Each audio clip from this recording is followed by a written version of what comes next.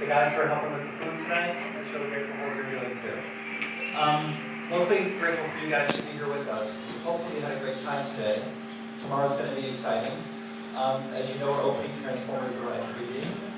I'd like to introduce a guy named Mark Woodbury. He's the president of Universal Creative, and Mark and his team have helped build the attraction of Creative. He's going to spend a couple minutes to chat with you, and then we'll take some questions. So, ladies and gentlemen, Mark Woodbury. Thank you, Tom. Great evening, everybody. It is thrilling to have writers here from around the world. And we welcome you to this tremendous celebration of the opening of Transformers. This is a really wonderful journey for us to get to this point. It started some time ago, back probably 4 or 5 years ago now, when we started thinking about Transformers and what an important franchise it was and what a great attraction it would make. Because it has everything you want in an attraction. It has really great, interesting characters, this time in the form of robots. It has really unbelievable actions helped by Michael Bay. And it has really great environments and a wonderful story. So we were thinking about how to bring that to life and ultimately brought it to reality in Singapore back in 2011, and then followed that immediately in Los Angeles in 2012. And with the wild success that we had, and the wild popularity of it, we fast-tracked it to Orlando. So we're actually standing here 2 days and 1 year after the day that we broke ground on Transformers. So an amazing fast delivery of the attraction, and the reason for that is it is so wildly popular, and you'll see for yourself tonight why that is.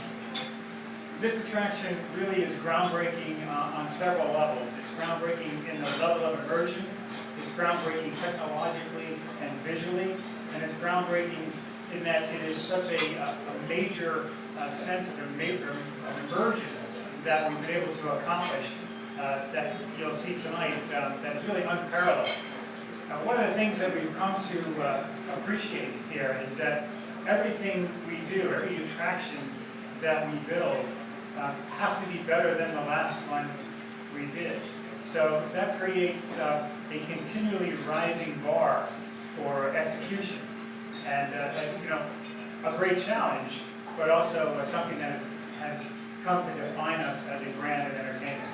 So I really hope that you get a chance to enjoy it multiple times tonight, and have a great experience tomorrow, and look forward to seeing you all out there. Thank you very much.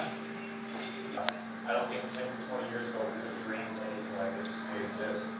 My question was regarding the ride. You mentioned trying to break new levels of immersion, new levels of entertainment. If you could kind of, it may be difficult to latch down with one, but maybe a couple of your proudest aspects of this ride compared to things that have done in the past. Well, I don't know. You're ready to hear the question. I think one of the most interesting things about this ride in particular is executing on the scale of the characters. You know, Megatron is 31 feet tall, and Optimus like 28 feet tall. These are really giant characters, very difficult to bring to life in an attraction. So we had to devise a way to really appreciate the scale of the characters. And to do that, we created what we call a media silo. And you'll be in it, but you won't know you're there. And I challenge any of you to ask, tell me later where exactly you were when you saw it, when you were in the media silo. But it's a 60-foot high screen that you'll be traveling vertically through. And that was done in order to give you the full appreciation of the size of the character. The other thing that's particularly cool about the attraction, you'll see it a couple of times, is this is the first time anybody's ever tried to do a slow motion cinematic scene in a moving attraction like this. So that's a classic Michael Bay move, as you know from the pictures. And we wanted to bring that to the attraction. So 2 times during this attraction, you'll see these really wonderful slow motion moves where the frenetic pace of the action all of a sudden comes to a real slow stop and then goes into slow motion. So you'll see that a couple times, and it's pretty cool. Those are 2 really neat things about it. Other questions? Hi, you mentioned that it's been run a couple of other places. It started in Singapore. So is this identical to the other ones, or has it changed for Orlando? So the the question is, this attraction exists in Singapore and in Universal Studios Hollywood. Is it identical or are there some differences? Well, I learned something a long time ago that if it's not broken, don't fix it. It is pretty much the same as Singapore and Hollywood in terms of the experience. The architecture is different. This context is different than those in terms of where the attraction sits in the park. The pre-show is slightly different, and there's a couple nuances technologically. Projection technology advances, animation technology advances over time, so each of those have been implemented in this. So when I ride this, I can see the difference in the progression of each of the parks in terms of the resolution of the picture and the execution of the imagery. So yeah, there's been a growth to how it's done. More questions? You guys are ready to eat? Okay. Sorry. I have a quick question on the character Evac. How did you guys create his personality, and what was it like, I guess, creating the ride from his point of view?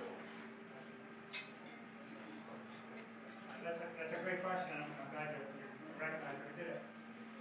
One of the things that we're really focused on is putting you in the action, making you part of the experience.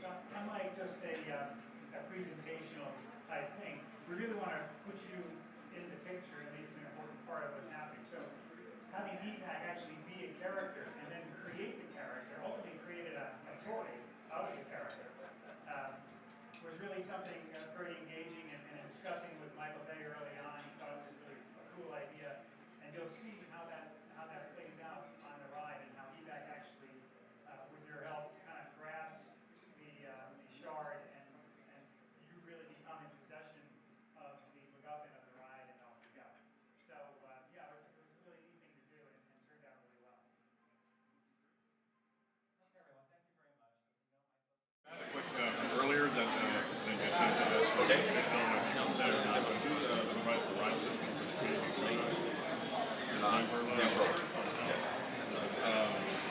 One question I had about the Transformers ride, obviously it was the third iteration, you know, in 3 years, and this one was like approximately double the time. You know, do you meet any kind of unexpected challenges arise from doing it that fast? Or? Well, I think one of the biggest challenges is the location of the attraction. It's in the middle of the park.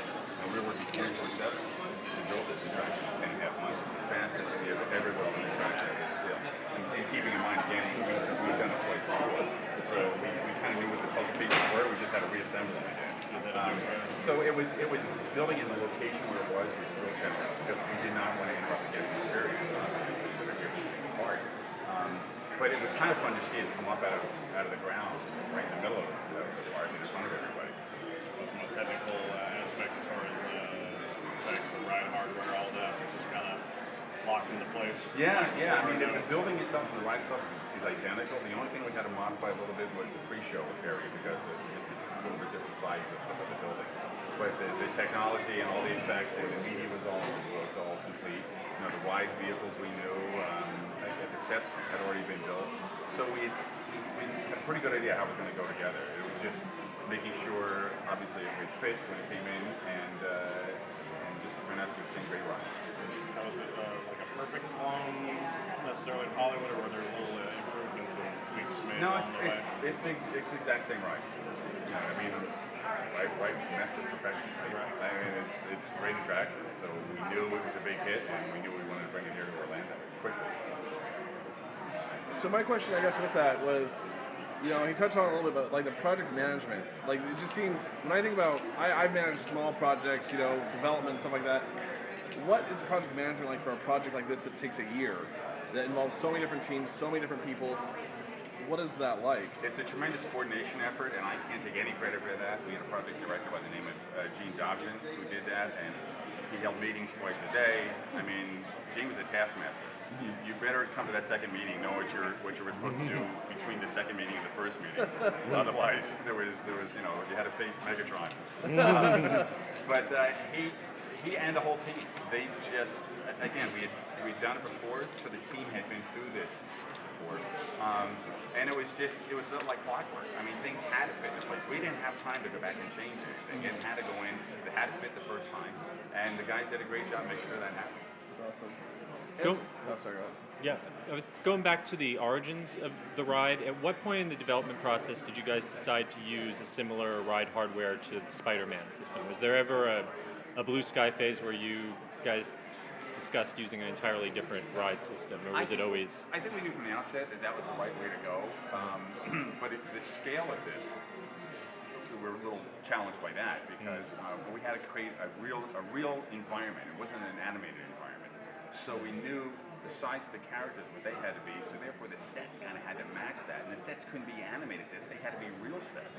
So we had to make sure that seamless blend between that high definition video, we went into basically a high definition real set, had to be there. You couldn't want guests to see when you were leaving the media and going into a set. So I think that was a big challenge, was making sure that we could blend great media with just as great sets, and also tying in, live action effects to make that work as well. And what's the experience you want the guests to have as they're leaving the attraction? What's the initial takeaway that you want families to have? I think it's the one that we're seeing, and I love it, because guests come off and they go, wow! How'd they do that? And again, I've talked about this before, but it's all about the story.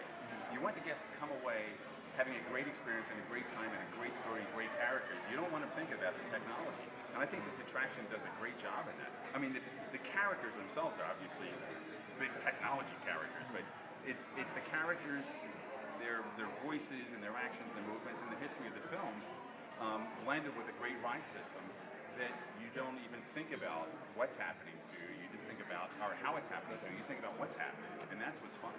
It's a little bit of follow-up, sorry, everyone, but so my last question, I apologize, is what were some of the challenges when creating a ride from the character's point of view instead of us being a passive watcher to the action like in Spider-Man? Well, we knew, obviously, one of the best things about Transformers is these characters just kind of encompass you on the films, So we thought, what better way to make you part of the action than to let you ride in an Autobot.